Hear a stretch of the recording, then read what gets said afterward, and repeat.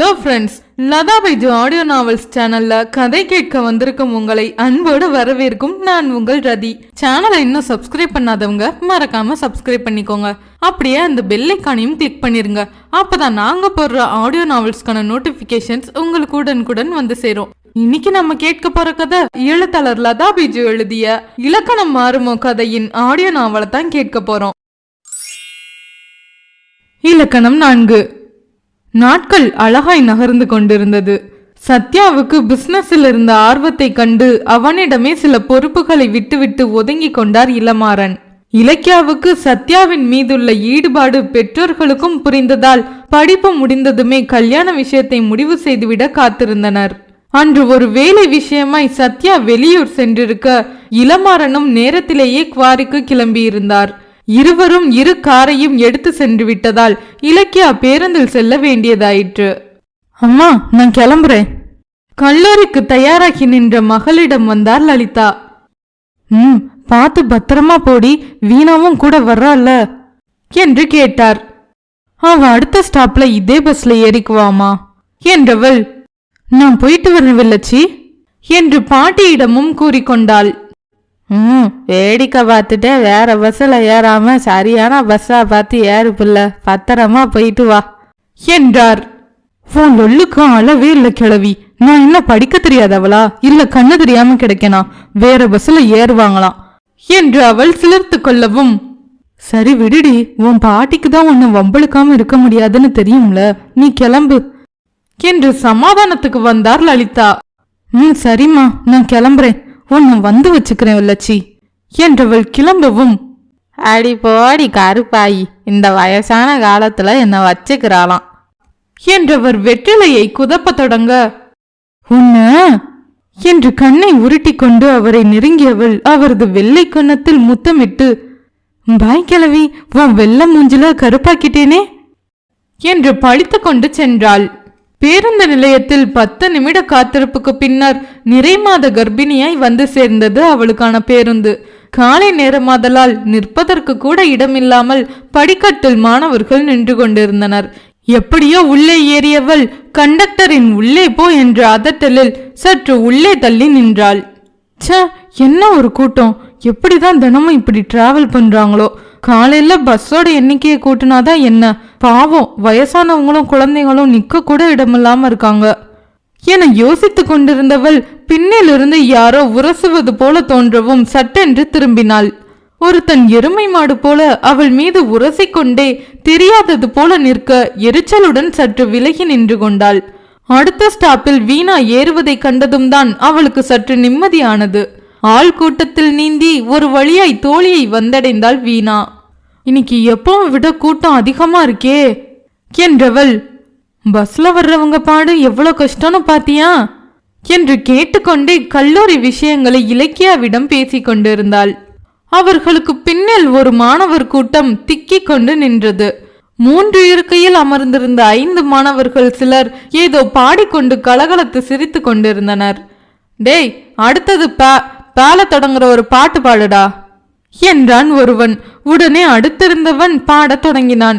பகலிலே ஒரு நிலவினை கண்டேன், அது கருப்பு நிலா, அது உலவும் எந்தன் மனம் ஒரு வானம் பூங்காவனம். அவன் பாடியதும் சட்டென்று திரும்பி பார்த்தாள் இலக்கியா. அவளிடம் வழிந்துவிட்டு மீண்டும் பாடலை தொடர்ந்தவன் கருப்பு நிலா என்று முடித்தான். டேய், நீ கால தொடங்குற பாட்டு பாடு என்றான் நண்பனிடம். கருப்பு நிலா, நீதான் கலங்குவதேன், துளி துளியா கண்ணீர் விழுவது ஏன் என்று பாடிக்கொண்டே இவளை அடிக்கண்ணால் பார்க்க அவளுக்கு பத்தி கொண்டு வந்தது. அவளது முகமாற்றத்தை கண்ட வீணா அவளது கையை பிடித்து அழுத்தினாள். ஹேய் வேணாண்டி, எதுவும் சொல்லாத, அமைதியா இரு. என்ன திமிரு பாத்தியா? என்னத்தான் கிண்டல் பண்ணி பாடிட்டு இருக்கானுங்க, இவனுங்களை சும்மா விடக்கூடாது என்று திரும்பியவளை தன்னை நோக்கி திருப்பியவள், பிளீஸ் இலா, இதெல்லாம் தினமும் நடக்கிறது தானே, நாம ஏதோ சொல்ல போனா நாளைக்கு தனியா வரும்போது வம்பு பண்ணுவாங்க, பிளீஸ் கொஞ்சம் அமைதியா இருடி என்றாள் வீணா. நீ ஒரு வீணா போனவடி, உன்னை பத்தி தெரிஞ்சுதான் உங்க வீட்டுல இந்த பேரை வச்சிருக்காங்க என்றவள் கோபத்துடன் முகத்தை திருப்பிக் கொண்டு அமைதியாய் இருந்தாள். அடுத்து ஒரு நிறுத்தத்தில் பிரேக் இட்டதும் பின்னில் நின்று கொண்டிருந்தவன் அவள் முதுகில் நன்றாய் சரிய அவளுக்கு உடம்பெல்லாம் தீப்பிடித்தது போல எரிந்தது. அவளுக்கு அருகில் நின்று கொண்டிருந்த ஒரு பள்ளி மாணவியின் மீது மற்றொருவன் வெகு நேரமாய் உரசி கொண்டே நிற்க அந்த பெண் அவஸ்தையோடு தள்ளி தள்ளி நெளிந்து கொண்டு நின்றாள். அதை கண்டதும் இலக்கியாவின் கோபம் அதிகமானது. மிஸ்டர், கொஞ்சம் தள்ளி நில்லுங்க, இப்படி மேல வந்து விழுந்தா லேடிஸ்லாம் எப்படி நிக்கிறது என்று சீறினாள். வீணாவின் முகம் கலக்கத்தை காட்ட இலக்கியாவின் முகத்தில் கோபக்கனல் வீச தொடங்கியது. ஹலோ, என்னம்மா காலையிலே சவுண்ட கிளப்புற? பஸ்ல வந்தா அப்படி இப்படி மேல உரசதான் செய்யும், அதுக்கு என்ன பண்றது? அப்படி மேல கைப்படக்கூடாதுன்னா தனியா வண்டியில வாங்க. இந்த கூட்டத்துல நிக்கிறதே பெருசா இருக்கு, இதுல மேல படுது கீழே படுதுன்னு என்று அவன் கொச்சையாய் பேச அவளது முகம் கடினமானது. இலக்கியா பேசுவது பேருந்தின் பின்பகுதியில் நின்று கொண்டிருந்த விக்ரமின் காதில் விழவும் அவன் எட்டி பார்த்தான். அந்த தடியன்களை கண்டதும் விஷயத்தை புரிந்து கொண்டு இவர்களை நோக்கி வந்தான். அதற்குள் அடுத்த பேருந்து நிறுத்தம் வந்திருக்க அந்த தடியன் பள்ளி மாணவியின் மீது முழுவதுமாய் சரிந்து எழுந்தான். அவனது கைகள் அவளது படக்கூடாத பாகங்களில் அழுத்தமாய் பதிய அப்பெண்ணின் கண்ணில் சட்டென்று நீர் துளிர்த்தது. அதை கண்டதும் இலக்கியாவின் மனதில் தீ பற்றி கொள்ள அந்த தடியனை ஓங்கி ஒரு அறைவிட்டாள். ஏய், என்ன துமுறு இருந்தா ஏன் மேலேயே கை வைப்ப என்று அவளது கையை அந்த தடியன் பிடித்து வைக்க உதறியவள், நீ அந்த பொண்ணு மேல கை வச்சதால தாண்டா நான் உன் மேல கை வைக்க வேண்டியதா போயிருச்சு. ஒழுங்கு மரியாதையா கீழே இறங்கு, உன்னை மாமியார் வீட்டுக்கு கூட்டிட்டு போக வண்டி அனுப்பியிருக்காங்க என்று அவள் கூறவும் 4-5 பேர் அவளுக்கு சாதகமாய் பேசி கொண்டு வர அவனை கீழே இறக்கிவிட்டனர். அங்கே ஒரு போலீஸ் ஜீப் நின்று கொண்டிருக்க அந்த தடியனை பிடித்து வண்டியில் ஏற்றினர். நடப்பதை அதிசயமாய் பார்த்து கொண்டிருந்தாள் வீணா. அந்த பள்ளி மாணவி இலக்கியாவிடம், ரொம்ப தேங்க்ஸ்கா என்றாள் கலங்கிய முகத்துடன். என்னம்மா இது, அந்த தடியன் எவ்வளவு நேரமா உன்னை உரசிட்டே நிக்கிறான், நீ அமைதியாவே இருக்க. இப்படி போனா போகுது பிரச்சனை ஆக்கிடும்னு நினைச்சு நாம விலகி போறதால தான் ஒவ்வொருத்தனும் பயம் இல்லாம நடந்துக்கிறான். சரி, இனியாவது இந்த மாதிரி ஆளுங்க கிட்ட கவனமா இரு என்றவள் அவர்களின் நிறுத்தம் வந்ததும் இறங்கினாள். பின்பக்கத்திலிருந்து இறங்கிய விக்ரம் அவளது செய்கையில் திகைத்து அவர்களுக்கு பின்னாலேயே வந்து கொண்டிருந்தான். ஏய் இலா, எங்க இருந்துடி உனக்கு இவ்வளோ தைரியம் வந்துச்சு? அவனுங்களை பார்த்தாலே ரவுடிங்க மாதிரி இருக்கு. நாளைக்கு தனியா போகும்போது வம்பு பண்ணனா? சரி, எப்படி அந்த நேரத்துக்கு சரியா போலீஸ் வந்துச்சு என்றாள் வீணா அதிசயத்துடன். அடி வீணா போனவளே, எல்லாத்துக்கும் இப்படி அதிசயப்பட்டுக்கிட்டே இரு. நான் பஸ்ல ஏறினதுல இருந்தே இவனுங்களை கவனிச்சுட்டு தான் இருந்தேன். கூட்டத்தை காரணமா வச்சு ஓவரா உரசிட்டு இருந்தானுங்க. அதான் இந்த பஸ் நம்பரை போட்டு போலீஸ்க்கு ஒரு மெசேஜ் தட்டி விட்டேன், அவங்களும் சரியா வந்துட்டாங்க என்று கம்பீரமாய் புன்னகைத்தாள். அவளிடம் இருந்த துணிச்சல் அவளுக்கு தனி அழகை கொடுத்தது. அவர்கள் பேசுவதை கேட்டுக்கொண்டே பின்னில் வந்த விக்ரமின் உதட்டில் மெச்சுதலாய் ஒரு புன்னகை விரிந்தது. கல்லூரிக்குள் நுழைந்தவனை எதிர்கொண்டான் நண்பன் வினோத். என்னடா மச்சி, இன்னைக்கு காலையிலேயே உன் முகத்துல 1000 வாட்ஸ் லைட் எரியுது. மொபைலுக்கு போட வேண்டிய சார்ஜரை உன் மூஞ்சுக்கு கொடுத்துட்டியா என்ன என்றான் மலர்ந்த முகத்துடன். அவனது நக்கலை கேட்டதும் விக்ரமின் முகத்தில் இருந்த புன்னகை மேலும் அதிகமானது. உனக்கு ரொம்ப தாண்டா லொல்லு என்ற விக்ரம், இன்னைக்கு பஸ்ல ஒரு சம்பவம் நடந்துச்சு. சுத்தி இருக்கிறவங்களுக்கு என்ன நடந்தா எனக்கு என்னன்னு கண்டும் காணாம வேடிக்கை பார்க்குற மனுஷங்களுக்கு மத்தியில ஒரு பொண்ணு துணிச்சலா தெரிஞ்சா. ஒரு பொறுக்கி பயலுக்கு எதிராக அவ பொங்கி எழுந்ததை பார்த்தேன். நம்ம காலேஜ்லயே அப்படி ஒரு துணிச்சலான பொண்ணு இருக்கிறத பார்த்ததும் என் மனசுக்கு ரொம்ப சந்தோஷமா இருக்கு என்றவன் பஸ்ஸில் நடந்த விஷயத்தை கூறினான். இதே மாதிரி எல்லா பொண்ணுங்களும் துணிச்சலா நடந்துக்கிட்டா எந்த பொறுக்கி பசங்களும் இப்படி செய்யவே யோசிப்பாங்க. யாருடா அந்த பொண்ணு என்றான் வினோத். அதை கேட்டதும் விக்ரமின் முகத்தில் ஒரு மென்மை படர அவனது கண்ணில் சிறு புன்னகை தெரிந்தது. அதை வியப்புடன் கவனித்து கொண்டே நண்பன் கண்ணால் காட்டிய திசையில் திரும்பினான் வினோத். அங்கே தோழிகளுடன் நின்று கலகலத்து கொண்டிருந்தாள் இலக்கியா. அவளை கண்டதும் அவனது புருவம் ஆச்சரியத்துடன் மேலேறியது.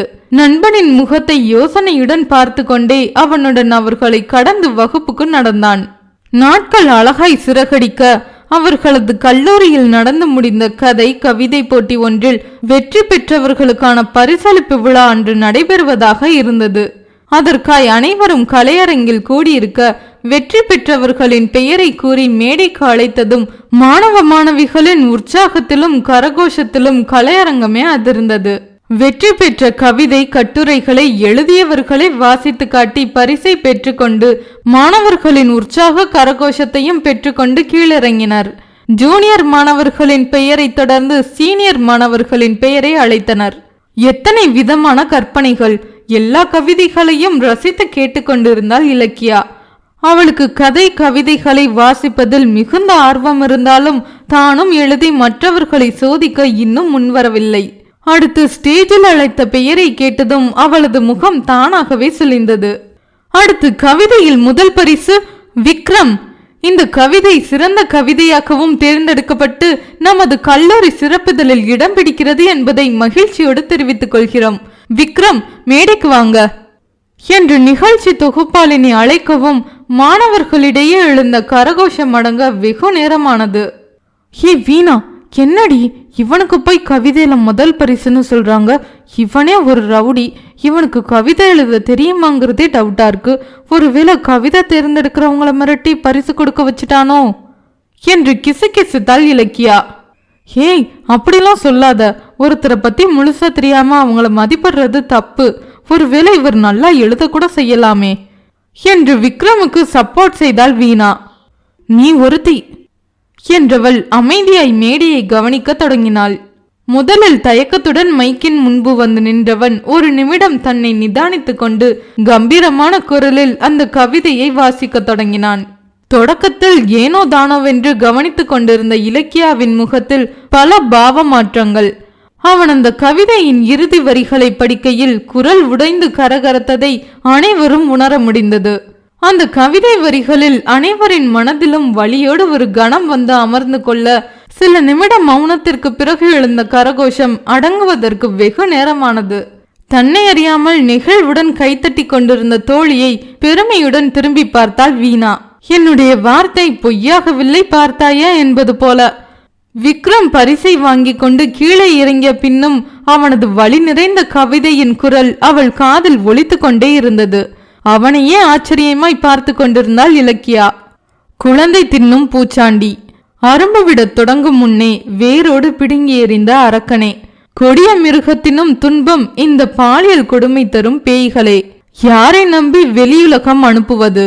பசியோடு காம வேட்டைக்கு திரியும் மிருகங்களிலும் சேராத ஜந்துக்களை யார் என்று அடையாளம் காட்டுவது?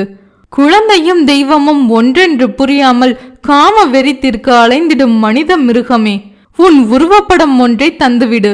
இவன்தான் குழந்தைகளை உயிரோடு தின்னும் பூச்சாண்டி என்று எங்கள் பிள்ளைகளை எச்சரித்து விடுகிறோம். இந்த கதை உங்களுக்கு பிடிச்சிருந்தால் லைக் பண்ணுங்க, கமெண்ட் பண்ணுங்க, மறக்காம ஷேர் பண்ணுங்க. நம்ம சேனல்ல தினமும் மதியம் 2:30 மணிக்கு இலக்கணம் மாறுமோ கதையின் பதிவுகள் தொடர்ந்து ஆடியோவா வரப்போகுது. Stay tuned with Latha Baiju audio novels.